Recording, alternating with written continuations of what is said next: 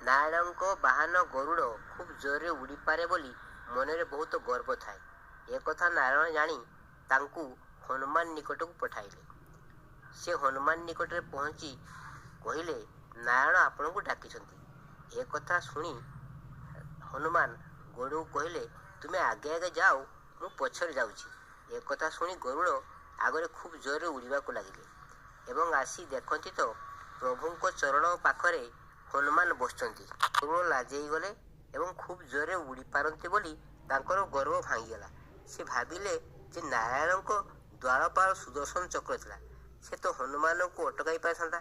ଏ କଥା ନାରାୟଣ ହନୁମାନଙ୍କୁ ପଚାରିଲେ, ହନୁମାନ, ସୁଦର୍ଶନ ଚକ୍ର ଦ୍ୱାରପାଳ ଥିଲା, କୁଆଡ଼େ ଗଲେ କହିପାରିବ? ସେଉଠୁ ହନୁମାନ ସୁଦର୍ଶନ ଚକ୍ରକୁ ନିଜ ମୁଖରୁ ବାହାର କଲେ। ତାଙ୍କ ହୃଦୟରେ ଲକ୍ଷ୍ମୀନାରାୟଣ ବାସ କରନ୍ତି। ସୁଦର୍ଶନ ଚକ୍ରକୁ ମଧ୍ୟ ସେ ଗିଳି ଦେଇପାରନ୍ତି। ଭଗବାନ କାଳ କାଳକୁ ଭକ୍ତର ଟେକ ରଖିଥାନ୍ତି। ଉପଯୁକ୍ତ ଭକ୍ତ କିଏ ସଂସାରକୁ ଦେଖେଇ